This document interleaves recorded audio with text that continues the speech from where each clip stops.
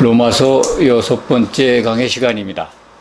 로마서 5장 1절부터 마지막 절까지를 가지고 하나님의 은혜를 함께 나누겠습니다. 로마서 5장의 특징을 한마디로 말씀드리면 말미암아로 시작해서 말미암아로 끝난다. 말미암아라는 뜻은 사전적 의미는 나타난 현상이나 사물, 그것의 이유나 원인이 되는 것, 이렇게 풀이하고 있습니다. 그렇습니다. 말미암아 우리에게 나타난 현상, 그거의 원인과 이유, 그것을 앞서 설명하고 결과를 우리에게 소개하는, 그래서 말미암아가 가장 많이 들어가 있는 성경 속의 문장입니다. 로마서 5장이 1절부터 21절까지 사이에 16번 정도 말미암아가 등장하고 있습니다. 5장 1절에 보면 믿음으로 의롭다 하심을 받았으니 우리 주 예수 그리스도로 말미암아 하나님과 화평을 누리자. 예수님 때문에 뭔가 나타났다는 거죠. 화평을 누려야 된다는 겁니다. 화평이 나타나야죠. 평화와 기쁨이 나타나야 합니다. 그리스도의 믿음을 우리가 받았다면, 그래서 의롭다 하는 것을 누리고 있다면, 의롭다고 칭함을 받았다면 교회는 반드시 하나님과 화평을 누리고 있어야 합니다. 그것을 지금 5장 1절에서 보여주고 있습니다. 믿음은 우리에게 선물을 줍니다. 믿음이라고 하는 것 속에 하나님의 의라는 선물이, 하나님의 의죠. 하나님의 의가 담겨 있습니다. 우리는 그래서 믿음을 받아들일 때 의롭다 칭함을 받고 있는 겁니다. 그 의로움은 또한 우리에게 무엇을 줄까요?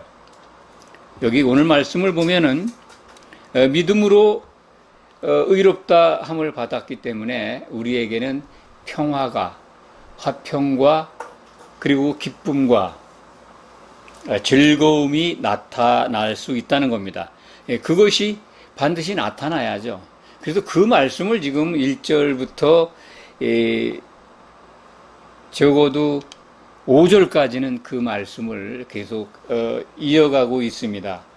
예수님으로 말미암아서 우리가 은혜로 믿음을 받았습니다. 그리스도를 바라보는 은혜 속에 들어와 있습니다. 그래서 그 그리스도를 향해서 믿는 우리에게는 하나님의 은혜가 나타납니다. 그 은혜 속에는 하나님의 의가 담겨 있습니다. 의라고 하는 것은 죄가 사해졌다는 겁니다. 우리가 죄인인데 하나님께서 죄를 그리스도로 말미암아 우리 죄를 사해 주신 겁니다. 그러니까 그리스도의 공로라는 거죠. 그리스도 때문에 나타난 결과를 우리는 지금 받고 있습니다. 그 의를 가진 우리 안에는 예수님께서 기도하신 부분이 있죠. 요한복음 17장에 제가 아버지께로 갑니다. 이 말을 하옵는 것은 그들로, 제자들이죠. 또 제자들의 말을 믿고 믿는 우리들, 그들로 하여금 기쁨이 충만하게 하려 함입니다. 예수님이 십자가에서 죽고 부활하시기 전의 기도지만은 부활하신 다음에 아버지께로 가는 의를 이룸으로써 의로운 행위를 완성하심으로써 이 제자들에게 기쁨을 충만하게 주려 하신다는 겁니다. 그것이 이제 요한복음 17장 13절에 기록되어 있습니다. 그것을 이루셨습니다. 그래서 마땅히 하나님께 의롭다 칭함을 받는 교회는, 성도들은 예수님이 우리에게 보내주시는 기쁨을 가지고 있어야 합니다. 즐거워해야 합니다. 그것을 오늘 말씀은 강조해서 말씀하고 있습니다. 그래서 5장의 그 11절까지 보면은 11절 마지막 부분에 보면은 우리 주 예수 그리스도로 말미암아 하나님 안에서 또한 즐거워하느니라. 앞에도 3절에도 5장 3절에도 우리가 환난 중에도 즐거워한다. 그래서 이제 계속해서 환난 중에도 즐거워하는 이유를 환난은 인내를, 인내는 소망을, 소망은 우리 마음에 성령으로 말미암아 하나님의 사랑을 부어주신다. 그러기 때문에 즐거워하는데 11절에 가서 보면 또한 그런 것들로 인해서 예수님으로 말미암아 우리가 하나님과 화목하게 되었으니 하나님 안에서 하나님과 화목하게 됐으니까 하나님 안에 거할 수가 있는 거죠. 하나님을 바라볼 수 있는 겁니다. 그러니까 그게 얼마나 즐겁고 기쁩니까? 이 즐거움과 기쁨은 최종적으로 우리는 이 땅에서 예수님을 믿음으로써 그 즐거움과 기쁨의 그림자를 그것을 맛볼 수 있습니다. 최종적으로 그것이 완성되고 온전한 것을 누리는 때는 요한계시록 19장 7절에 나와 있습니다. 어린 양의 혼인잔치에서 정말 그것을 기뻐하고 즐거워하는 모습을 우리가 찾아볼 수가 있습니다. 베드로전서 1장 8절의 말씀을 보면 교회를 향해서 하나님의 말씀은 크게 기뻐하라, 크게 즐거워하라 하고 명령하고 있습니다. 교회는 그래야 되는 겁니다. 그것이 뭐냐면 전에도 말씀을 드린 바 있습니다. 예수님이 성령으로 기뻐하신 그 기쁨이다. 아갈리아오라고 하는 헬라 말이라고 하는데 그 말을 기억 안 하셔도 됩니다. 그렇지만 세상에 없는 기쁨과 즐거움입니다. 그것을 누리라는 겁니다. 그것이 나타나야 합니다. 왜냐하면 예수님으로 말미암아 우리는 은혜 속에 들어와 있고 하나님의 의를 힘입어서 하나님과 화평 속에 있기 때문에 성령이 주시는 그 기쁨과 즐거움을 누려야 합니다. 그래야 참된 교회고 하나님께서 성령으로 보증하신 성도가 되는 것입니다. 그것이 만약 없다면 환난이 와서 환난에 시들려서 그냥 정말 괴로울 수 있습니다. 인간이니까 몸을 가지고 있는, 육체를 가지고 있는 우리가 세상이 주는 고통과 괴로움을 피할 수는 없습니다. 그런데 그거에 짓눌려서 즐거움은 온데 간데 없고 한마디로 그냥 다른 사람에게도 불편함을 주고 고통을 더하게 하고 자기만 괴로운 게 아니라 교회에 함께 있는 지체들에게도 해를 미치는 그런 상황을 갖고 있다면 이건 참 곤란합니다. 그것은 성도로서 가지고 있는 기초가 되어 있지 않다. 기초라는 말은 교회의 기초는 사도들이죠. 사도들은 이 시대에 다 세상을 떠나서 없지만 신약성경, 그들이 기록한 신약성경이 우리에게 기초가 되어서 교회의 터가 되어서 우리를 일깨워 줍니다. 로마교회의 특징을 처음에 제가 강해를 시작할 때 강조해서 말씀드린 바가 있습니다. 로마교회는 왕초보교회입니다. 왕초보교회라고 하는 것은 개척교회라는 의미도 있습니다만 그보다는 성경이 없는 교회다. 또는 사도가 가지 않은 교회다. 사도가 보낸 한마디로 말해서 사역자들이 집사라고 하든지 사도들을 돕는 믿음의 선각자들이죠. 하나님이 붙여주신 분들이죠. 그분들도 간 적이 없는 곳입니다. 로마교회는. 그래서 왕초보교회입니다. 성경이 없는 교회를 한번 생각해 보시기 바랍니다. 오늘 말씀을 보면서 여기 아담도 나옵니다. 로마서 5장 14절 유명한 말씀이죠. 아담은 오실자의 모형이다. 아담이 등장하는데 구약 성경을 모른다면 이 편지를 받은 성도들이 이해할 수 있을까? 그러니까 제 생각으로는 대부분 이 로마 교회를 이루고 있는 사람들이 구약 성경은 알고 있는 유대교에서 개종한 사람들이 상당수 있었다. 이렇게 생각을 합니다. 왕초보교회에 보낸 편지이기 때문에 같은 내용을 아주 반복해서 강조하고 있습니다. 오늘 말씀도 5장도요.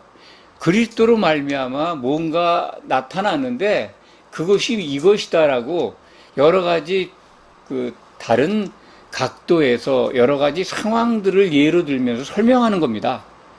아주 간단합니다. 그러니까 그리스도로 말미암아 너희가 의로워졌기 때문에 너희는 생명으로 나아가게 됐고 생명을 받아서 영생에 이른다. 그 내용입니다. 그러면서 이제 아담과 그리스도를, 예수 그리스도를 비교해서 대구법이라 그러죠. 구절을 이렇게 비교해 가면서 대구법이라 그러나요? 그렇게 해서 우리들이 비교해서 잘 이해할 수 있도록 그렇게 이 편지를 썼습니다. 자세히 읽어보시면 이 말씀이 그것이구나. 왕초보 교회의 성도들도 복음이 뭔가를 알아듣도록 기록한 성경이니까 우리는 주목해서 보면 너무나 당연한 말씀이고 아주 평이한 설명입니다. 그런데 이것을 교리나 신학을 가지고 접근하면 그냥 괜히 어려워집니다. 그것은 이 로마서를 기록한 사도 바울의 의도나 하나님이 원하시는 것이 아닙니다. 우리는 아주 평이한 문장이기 때문에 쉽게 이해할 수 있다. 이걸 먼저 생각하시기 바랍니다. 초등학교 학생들에게 보낸 편지다. 우리는 이미 교회의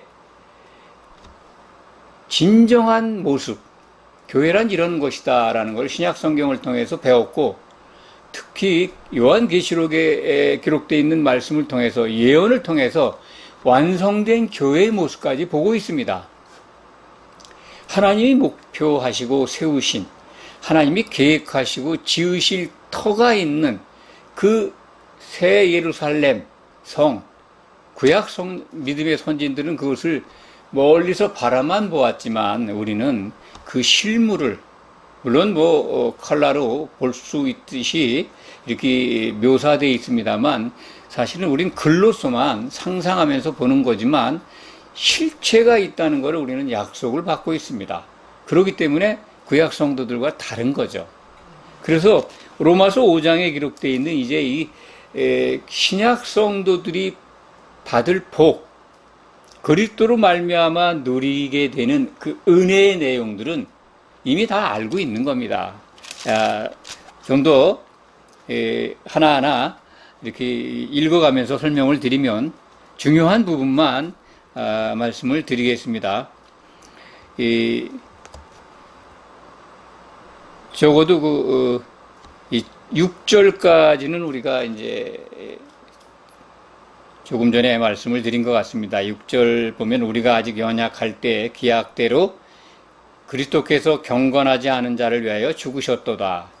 기약대로, 성경에 기록된 대로, 그 약속대로 십자가에서 죽으신 거 다 아는 내용입니다. 의인을 위하여 죽는 자가 쉽지 않고 선인, 착한 사람을 위하여 용감히 죽는 자가 혹 있지만 8절에 우리가 아직 죄인 되었을 때, 죄인으로 있을 때 그리스도께서 우리를 위하여 죽으심으로, 십자가에서 죽으셨죠. 우리가 죄인이었을 때 우리를 위해서 죽으신 겁니다. 예수님 자신만 위해서 죽으신 게 아닙니다. 하나님의 사랑입니다. 그것이 우리에 대한 하나님의 사랑을 확증했다.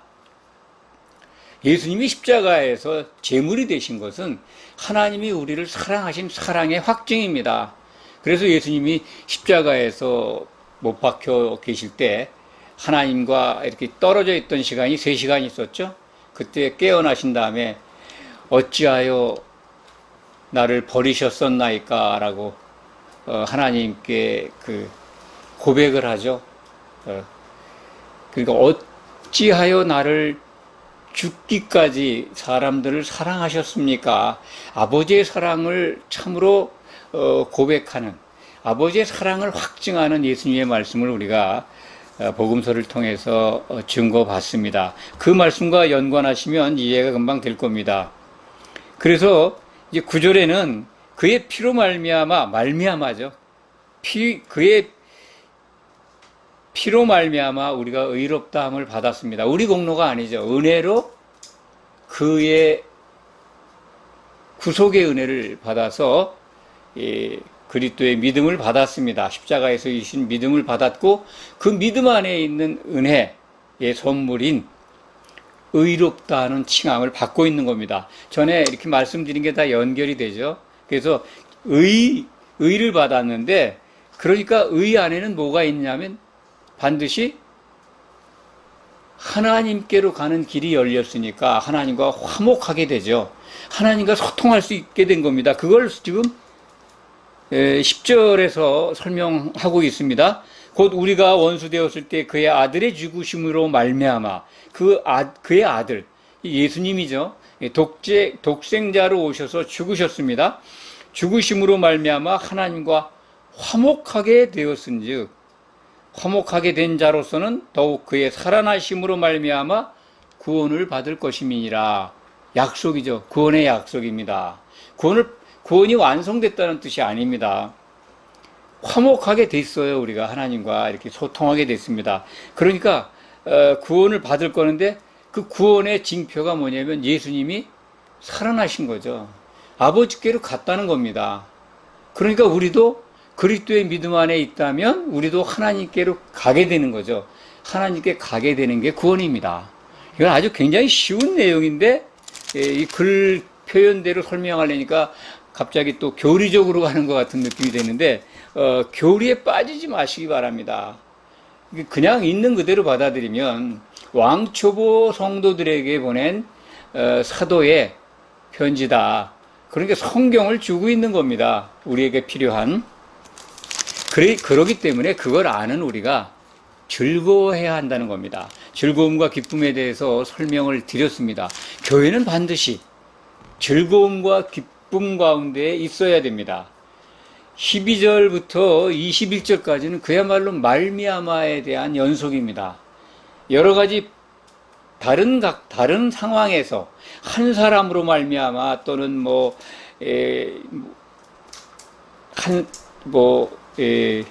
범죄로 말미암아, 또 예수님에 관해서는 한 분으로 말미암아, 또 한 의로운 행위로 말미암아, 이렇게 해서 우리가 영생에 이르게 됐다. 아담을 예를 들었을 때는 우리가 한 사람의 범죄로 말미암아 죄가 들어왔고, 죄가 사망 안에서 왕노릇했다. 그래서 모두 죽게 되었는데, 그리스도로 말미암아서 우리는 그리스도 곧 의로운 행위로 말미암아서 우리는 은혜로 구원을 받아서 의가 생명 안에서 왕노릇해서 우리를 영생에 이르게 한다. 이 말씀입니다. 그러니까 이 12절부터 21절 말씀을 제가 다 설명해 드렸습니다. 그 가운데 우리가 이제 주목할 것은 로마서 5장 14절에 기록되어 있는 아담은 오실자의 모형이라, 모델이라는 겁니다. 아담의 어떤 내용이 오실자의 모델일까 하는 것만 우리가 좀 주목해서 보면서 깊이 생각해 보아야 할 대목이라고 생각을 합니다. 아담은 하나님께서 흙으로 빚은 우리의 조상입니다. 그냥 창조된 인간과 구별됩니다. 흙으로 빚어서 그 안에 숨을 불어넣으셨는데 그게 바로 영입니다. 우리말은 생기라고 표현이 되어 있는데 영을 넣어주신 겁니다. 사람이 받은 영이죠. 성령이 아닙니다. 사람이 꼭 가지고 있어야 될 영을 불어넣어줬습니다. 그래서 산 생물이 된 겁니다. 지금 우리와 같은 생물이 됐는데 아담의 범죄가 일어납니다. 그것이 이제 창세기 2장 17절에 명령된 선악을 알게 하는 나무의 열매를 먹지 말라. 먹는 날에는 반드시 죽는다라고 하는 그 계명을 어기게 되는 사건이 일어납니다. 그 첫 번째 행위자는 아담에게 돕는 배필로 지어주신 하와죠. 그의 아내죠. 그 아내가 나온 과정은 아담이 잠들었을 때 갈비뼈를 취해서 아담이 피를 흘려서 나온 아내입니다. 그러니까 얼마나 소중한 그의 몸이겠습니까? 그래서 아담은 그 아내를 보고 내 뼈 중에 뼈요, 살 중에 살이라고 고백을 합니다. 그러니까 내 자신과 같은 존재라는 겁니다. 그 아내가 범죄했습니다. 죽는다고 한 명령을 아담이 받았습니다. 그런데 아내가 그걸 뭐 보암직, 먹음직 한 그 탐심에 빠져서 그것을 먹었습니다. 그리고 아담도 그 옆에 있었습니다. 창세기 3장의 기록을 보면 그 3장 6절에 보면 함께 있는 아담에게도 그 선악을 알게 하는 나무를 주었다. 줌에 잠시 생각을 했겠죠. 이걸 먹으면 죽는 거라는 아담이 생각을 했던 그러한 것을 힌트받는 대목이 원문에는 기록되어 있습니다. 그러니까 그걸 받고서 좀 시간이 흐릅니다. 어찌할까? 아내는 이미 하나님의 말씀대로 그걸 먹었기 때문에 죽었습니다. 죽은 거나 마찬가지죠. 근데 아담도 그 아내가 준 걸 받아 먹습니다. 그래서 그것이 이제 범죄가 된 겁니다. 아담이. 계명을 받은 아담이 계명을 어겼습니다. 그런데 아담이 오실 자의 모형이다. 다시 오실 예수님의 모형이다. 라고 하는 대목은 그러니까 우리가 생각을 해봐야 됩니다. 범죄한 아담이 오실 자의 모형이라뇨? 모든 인류를 죄에 갇히게 한 장본인인데 그것만 생각하면 이해가 안 갑니다만 다시 오실 예수님은 아내를 맞이하러 결혼하러 오시는 분입니다. 그리스도가 그의 아내인 교회에 대한 사랑이 신약 성경에 굉장히 많이 등장합니다. 아주 구체적으로 기록된 부분은 에베소서 5장 25절입니다. 한번 찾아보시기 바랍니다. 에베소서 5장에 이런 말씀이 기록되어 있습니다. 5장 25절이죠. 남편들아 아내 사랑하기를 그리스도께서 교회를 사랑하시고 그 교회를 위하여 자신을 주심과 같이 하라. 그리스도의 사랑은 자기 몸을 내주셨습니다. 교회를 위해서. 교회를 얻기 위해서 피를 흘리신 겁니다. 그런데 그렇게 사랑한 아내를 다시 맞이하러 오실 그 재림 예수님, 그것이 바로 아담이 우리에게 보여주는, 아담이 갖고 있는 그 모습입니다. 그것을 그래서 신약성경 로마서 5장 14절은 아담은 오실 자의 모형이다 라고 우리에게 일러주는 겁니다. 아내를 사랑한 아담의 아내 사랑에 대한 것은 자기 몸을 내줘서 아내가 자기의 배필로 나타난 것도 있지만은 첫 번째, 두 번째는 아내가 죽을 지경에 이르렀는데 하나님의 약속의 말씀을 믿은 겁니다. 믿고 죽는 길을 선택한 겁니다. 아내와 같이 죽겠다. 그렇지만 하나님의 말씀, 신실하신 말씀이 뭐냐면 창세기 2장 24절입니다. 하나님께서 반드시 남자와 여자, 그때는 뭐 남자, 여자, 아담과 하와 둘뿐이지 않습니까? 그것이 한 몸을 이루게 하겠다고 하는 약속의 말씀을 믿었던 겁니다.